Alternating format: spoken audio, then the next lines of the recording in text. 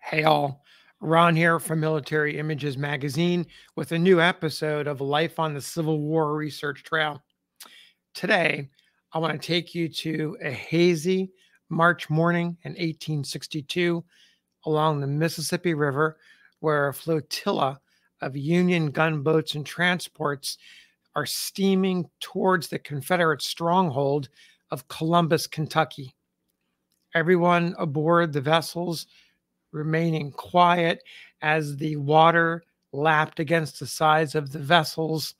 All the Federals were unsure as to what they might find. Recent reports suggested that the garrison had been evacuated, though some believed it was a ruse and that Confederates were holed up in protective earthworks waiting for the gunboats to come in range so they could be fired on. Aboard one of those transports, named the Illinois, the occupants scanned the Kentucky bluffs for any signs of enemy activity. Imagination filled in where mist shrouded the view. One man thought he saw artillery, another thought he saw entrenchments filled with soldiers. Then they spotted a flag. A timely breeze revealed the stars and stripes, not the Confederate flag, overflowing the area. Hats were instantly tossed into the air, and 3 cheers for the Union followed. The cry echoed out from other vessels who also saw the flag, and the mocking strains of Dixie broke out. Columbus, in fact, had fallen. It was in Federal hands. The transport Illinois landed, its passengers joining the ranks of the curious poking around the abandoned barracks and the deserted town. One man, pictured here, Junius Henri Browne, reported a disturbing discovery. He noted, "We found a number of stuffed figures of President Lincoln, General McClellan, Horace Greeley, the newspaper man, and others represented in the most grotesque form and always associated in some way with the gallows and with Negroes," end quote. These figures, these little figures, in fact, were effigies, crude expressions of hate found on both sides of the Mason and Dixon line during the war years. The Greeley effigy had particular meaning for Browne. He was an 1861 graduate of St. Xavier College in Cincinnati and a former reporter for the Cincinnati Gazette. He had, in fact, recently signed on as a war correspondent for Horace Greeley's New York Tribune, openly hostile to the Confederacy and anti-slavery. The Tribune and anyone connected to it were roundly despised by supporters of the Southern nation. Events on the near horizon would prove the Greeley effigy a portent of evil. Junius Browne, 28, was keenly aware of his unique position being a reporter in Southern territory where folks hated his newspaper and what it stood for. He wrote, quote, "The war correspondent is a hybrid, neither a soldier nor a citizen, with the army, but not of it. He's present at battles and often participating in them, yet without any rank or recognized existence, has mystified not a few and rendered his position as anomalous as undesirable," end quote. He added, quote, "War correspondence is a most thankless office. The correspondent may do and dare and suffer, but who yields him credit? If he die in the service by disease or casualty, it is thought and declared by many that he had no business there. The officers frequently dislike him because they have not received what they conceive to be their meed of praise, and the people do not appreciate him," end quote. Browne wasn't finished. He continued, quote, "Since the first gun discharge at Fort Sumter awoke the American world to arms, war correspondence on this side of the Atlantic has been as much an avocation as practicing law or selling dry goods every newspaper of prominence in the metropolitan cities has had its correspondents in the field and with the Navy, end quote. Browne, in fact, had his first assignment in the Missouri capital of Jefferson City. That was in the autumn of 1861. Browne met up with 7 or 8 scribblers and sketchers, as he once referred to reporters and war artists.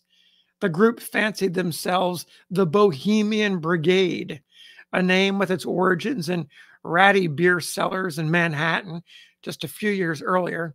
The bar, according to historian and journalist Andy Tucker, became the haunt of a circle of young writers and other artists who were consciously trying to emulate the jauntily threadbare and proudly unconventional lives of the Parisian artists portrayed by Henry Murger in his recent novel, Scenes de la Vie Bohème, which gave the image of the Bohemian to the world and would later inspire Puccini's opera La Bohème. Back in Jefferson City, the veteran Bohemian brigadiers welcomed Browne with open arms. Their number included fellow Tribune correspondent Albert D. Richardson, with whom Browne would share numerous adventures. They and other correspondents found camaraderie in their precarious position between civilian and military life. Browne recalled, quote, "We adopted the true Bohemian code of doing the best we could for our comfort and of laughing away the multifarious annoyances that were inseparable from camp life, even in its best and most endurable forms," end quote. That code, the Bohemian Code, buoyed Browne in camp. Quote, "One looks for his blankets and they have been stolen, for his books and they are gone, for his spurs and they've been borrowed, for his pipe and it's broken, for his boots and one is missing, for his gauntlets and they are in the fire. So it goes day after day," end quote. The code comforted him on campaign. In Missouri during that fall of 1861, he toured the battlefield of Wilson's Creek, was fought just a few months earlier. Browne vividly described the grounds covered with fragments of clothing, cups, and canteens, and skeletal remains of men and animals.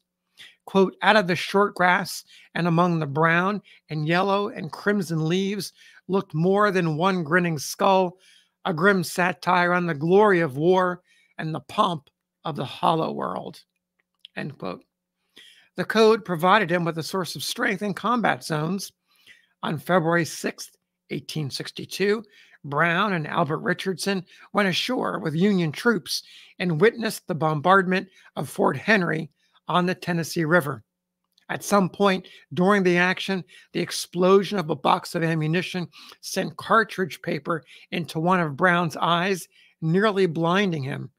Despite the injury, he followed the progress of the army over frozen, snowy grounds and without proper clothing and food in an effort to get reliable reports to readers of the Tribune. But the code could not adequately prepare him for a singular event along the Mississippi River at Vicksburg on May 3rd, 1863. Browne, his comrade Richardson, and a New York World reporter named Richard T. Colburn left Major General Ulysses S. Grant's headquarters at Milliken's Bend, Louisiana, to run the batteries of the Confederate fortress city of Vicksburg. They joined a group of about 32 soldiers and sailors for the hazardous journey aboard a convoy composed of the steam tug George Sturgis and 2 barges without names, loaded with provisions and hay. The trio of journalists made themselves as comfortable as possible on one of the barges. If Browne thought about that Greeley effigy he found back in Columbus, he didn't mention it. He did, however, note the full moon was in the night that shone brightly on the little convoy as it rounded the narrow river bend and came into a range of rebel guns during the wee hours of May 4th. Spotted by enemy pickets, a crescendo of popping muskets and thunder of heavy artillery broke into rhythmic puffing against the Sturgis. We tried to count the shots, but they were so rapid as to defy our power of enumeration, recalled Browne. Quote, all along the shore, we saw flashes of the guns. The fire seemed to leap out of the strong earthworks for at least a mile, and the bright and quiet stars appeared to tremble before the bellowing scores of batteries. Clouds of smoke rose along the river like a dense fog, and the water and the atmosphere shook with reverberations. About 3/4 of an hour into the leaden hailstorm, a missile tore into the boiler of the Sturgis and shot through the tug's metal heart. The puffing ebbed and the engines died as scalding steam and a hot blanket of cinder and ash wreaked havoc on the crew and the soldiers.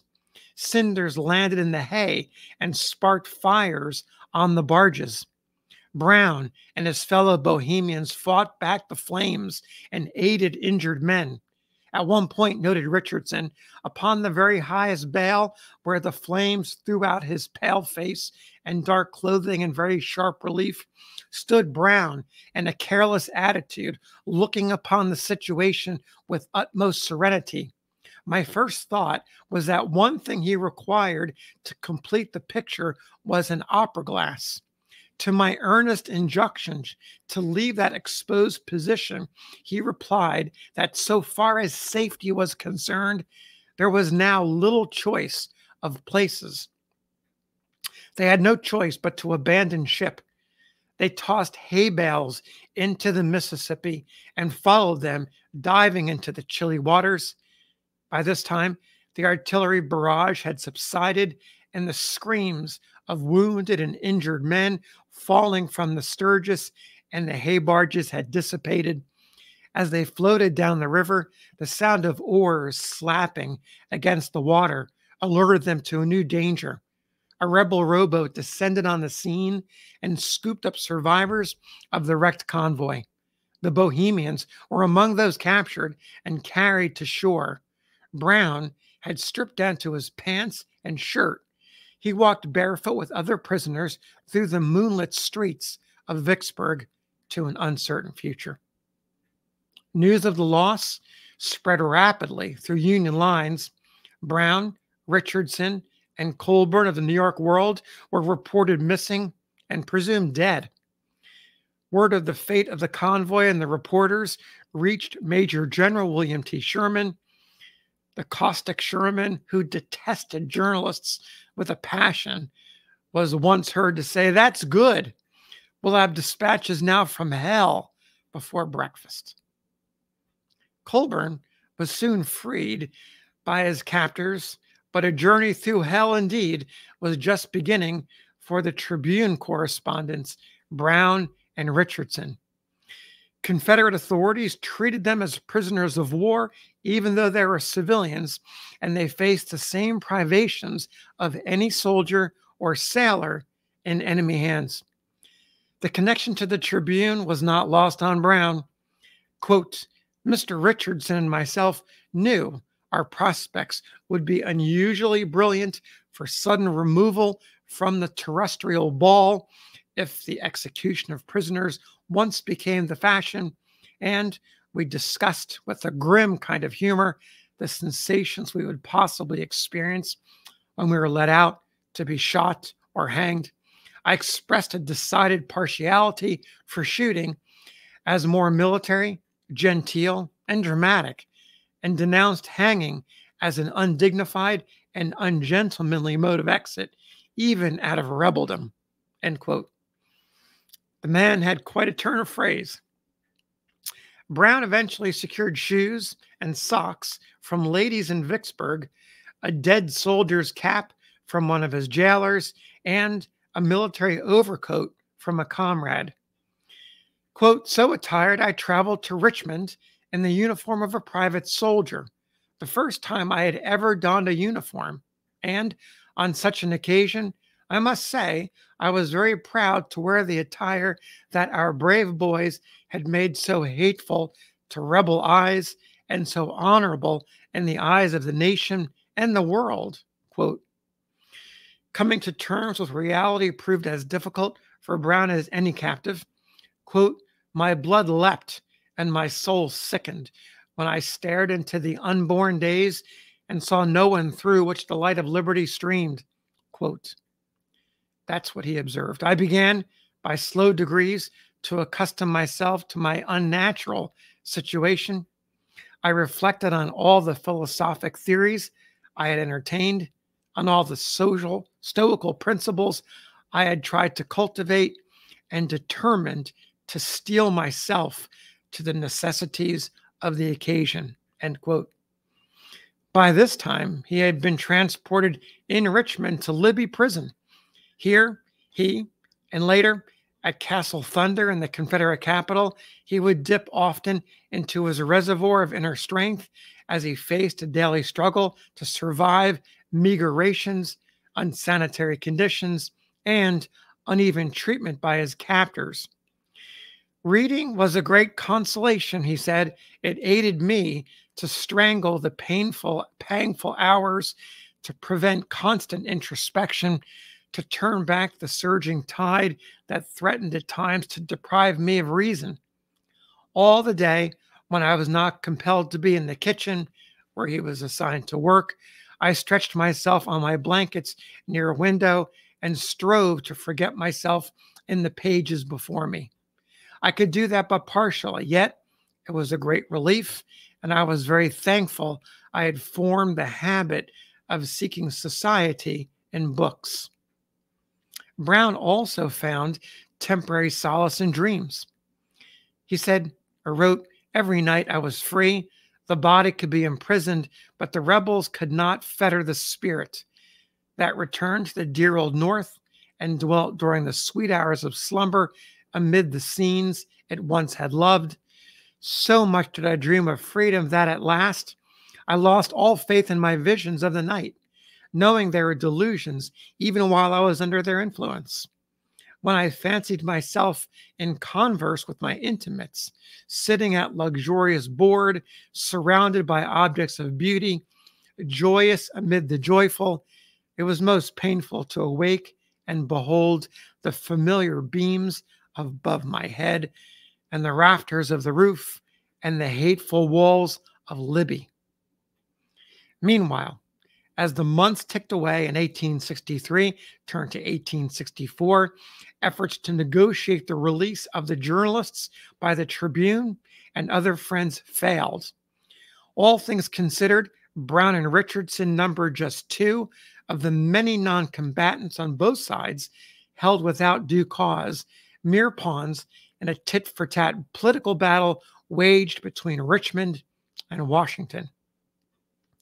In October 1864, Browne and Richardson were sent to North Carolina and held in the prisoner of war camp at Salisbury. 2 months later, on December 18th, they made their escape. They trekked through enemy territory over the snow-covered Appalachian Mountains and into Tennessee and Union-occupied Knoxville. Along the way, enslaved people and pockets of Unionists steered them clear of dangerous home guardsmen and Confederate regulars. On January 14th, 1865, after 27 days and upwards of 340 miles, the journey to freedom after 20 months of captivity was realized. Browne was free. He remembered just before dawn, the fires of Union pickets crimsoned the somber sky, and our front, and a few minutes of hurried striding brought us within the voice of the challenging sentinel. Who comes there? Friends without the countersign, escaped prisoners from Salisbury, was the answer. All right, boys, glad to see you. Again awoke the silence, and I walked within the lines that divided freedom, enlightenment, loyalty from slavery, bigotry, treachery, was once more an American citizen, emancipated, regenerated, and disenthralled. Richardson recorded here, after a final march of 7 miles in which our heavy feet and aching limbs grew wonderfully light and agile. In silence, with bowed heads and full hearts, and with wet eyes, we saluted the old flag. News of the escape quickly spread across the country. Quote, the rebels have taken no prisoners, whom they have held with the same amount of persistent and obstinate determination, whose incarceration gave them such a demonic satisfaction and caused so fiendish a glee as the correspondents of the New York Tribune, end quote.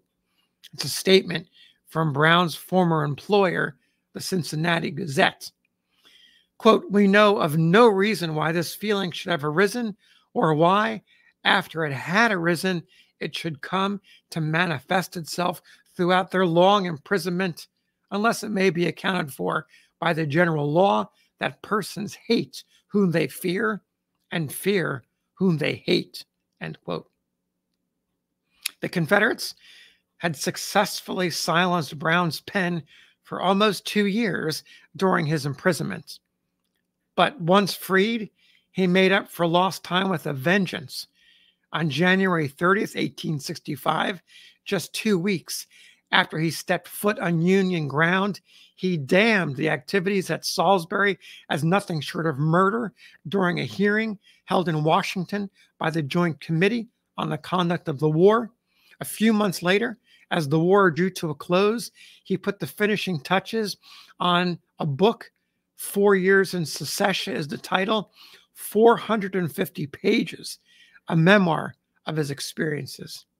In fact, this image, an engraving of it, is in the book, and he's dressed in the clothes in which he crossed into Union lines. At the conclusion of his book, 4 Years in Secession, Browne reflected on the outcome. Quote, America, for the first time, is truly free.